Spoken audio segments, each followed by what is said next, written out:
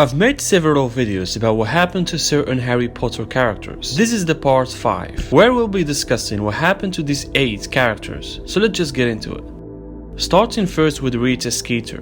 Rita Skeeter's big appearance was in 1994 during the Triwizard Tournament event, where she interviewed the champions, discredited Hagrid, and published Harry's story about Voldemort's return. In the movie, that was the end of Rita, but in the book, Rita made a brief appearance in 1997. Right after Dumbledore's funeral, within 4 weeks, she wrote a 900-page biography about him, The Life and Lies of Albus Dumbledore, which also included all photos of him. The book depicted the former headmaster in an extreme negative light, but was mostly based on truth, as much of the book's content was obtained through an interview Rita conducted with Bathilda Bagshot, a very elderly historian, where Skeeter used Veritaserum to gain information about Dumbledore's childhood. Skeeter stole photographs from Bagshot as well, and the novel was implying that Dumbledore had practiced the dark arts and contributed to the death of his sister. Following Voldemort's death, Skeeter wrote a biography of Harry that was known for being only about 1/4 true, as well as one about Severus Snape, titled Snape, Scoundrel or Saint. Rita Skeeter reported live from the final of the 2014 Quidditch World Cup. Instead of focusing on the players, she spent the match spying on the VIP box, where most Dumbledore's army members were watching the game. In 2017, Rita published a new book, Man or Monster? The Truth About Newt Scamander. Like the rest of her books, most of it was rubbish. Cornelius Fudge.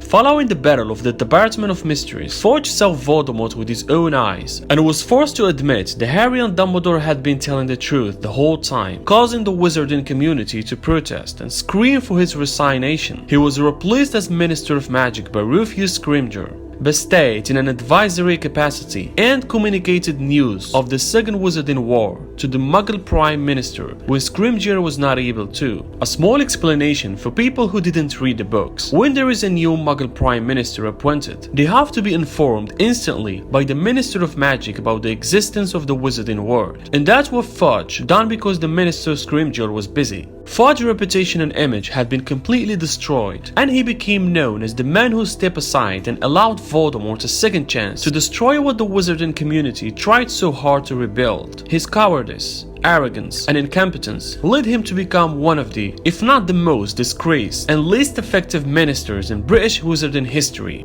It is unknown what happened to Fudge after Voldemort took over the Ministry of Magic, or his later life after Voldemort's final defeat. Whatever was the case, his most prized possession, his reputation and image, had been completely destroyed, as endangering the entire world, both magic and Muggle. Lucius and Narcissa Malfoy. When the Battle of Hogwarts resumed, Narcissa and Lucius abandoned the Death Eaters and searched excitedly for Draco, not even attempting to fight, just screaming for their son. In the movies, the Malfoys left Hogwarts Castle together, showing that they abandoned their roles as Death Eaters. In the books, however, Lucius, Narcissa, and Draco were present for Harry's final defeat of Voldemort, thus ending the Second Wizarding War. After the battle and following Voldemort's defeat, Narcissa, Lucius, and Draco sat in the Great Hall during the celebrations, looking unsure that they belonged there. They seemed uncomfortable with their predicament, but didn't leave. Because of Narcissa's lie to the Dark Lord that saved Harry's life in the Forbidden Forest, and Lucius' abandonment of Voldemort and his cause, none of them served time in Azkaban, and all their crimes were forgiven. Narcissa and Lucius eventually became a grandmother and grandfather to Scorpius Malfoy, after Draco married Astoria Greengrass. Because of Astoria's change of view regarding blood purity after the war, Lucius and Narcissa found her to be a somewhat disappointing daughter-in-law, despite her pure blood heritage, and Lucius was frequently telling Astoria that he wanted grandchildren to continue on the family line, despite Draco telling him otherwise. He raised his son by himself, hoping that one day he will be a better Malfoy than Draco was. Fleur Delacour.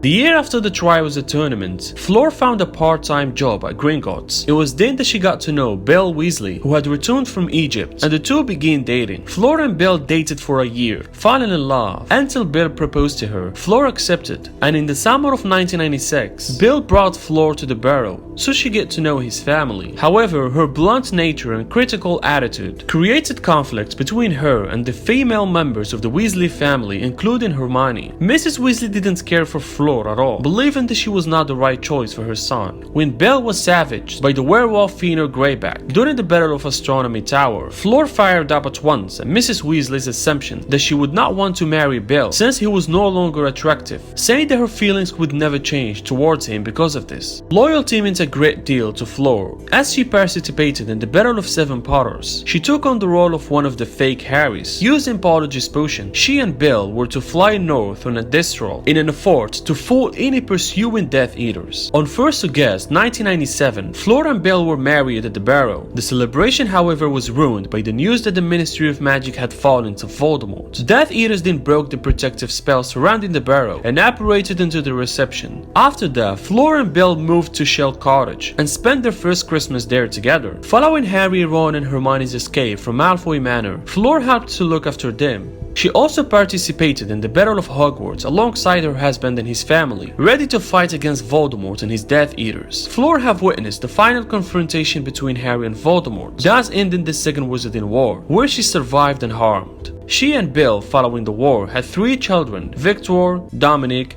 and Louis Weasley. Fleur was granted Medal of Honor from the French and British Ministers of Magic for her actions in the war. Garrick Ollivander.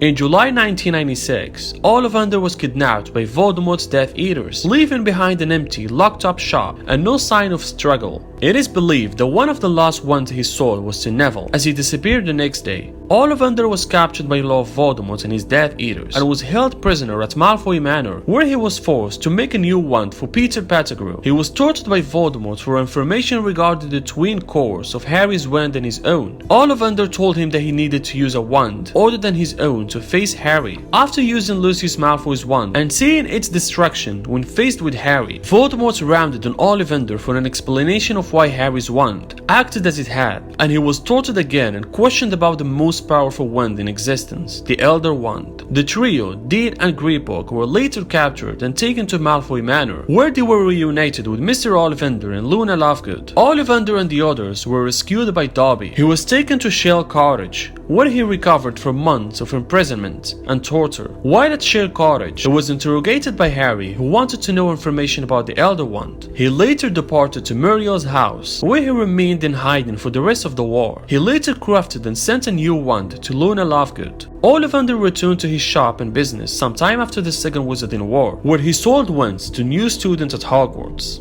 Horace Slughorn. Slughorn stayed at Hogwarts when Voldemort took over the Ministry. Like the rest of the teachers, attempted to protect the students from Snape and the Carrows. When the Dark Lord invaded the castle with his army, it was initially believed that Slughorn had fled in cowardice, but as he appeared, he had gone to Hogsmeade with Charlie Weasley to round up reinforcements. He returned to the castle at the head of a vast number of residents and shopkeepers from the town. Slughorn, McGonagall, and Kingsley engaged the Dark Lord head-on. Slughorn proved himself a masterful duelist, able to hold his own against the most dangerous Dark Wizard of all time. He was one of the last to duel Voldemort before his death, believing he could find redemption for what he told him many years earlier about Horcruxes. After the battle, he sat at the Great Hall by Pomona Sprout and Phileas Flitwick, telling of how he lost a wand during the fighting, but eventually found it. His bravery at the Battle of Hogwarts was well publicized and changed the perception of Slytherin for the better. Slughorn continued teaching after the Second Wizarding War. He retired permanently at some time before 2016 and had the honor of having a portrait of himself placed in the Slytherin common room. If you want to see the other What Happened videos I've made, click on this playlist over here. Thanks for watching and I'll see you again soon.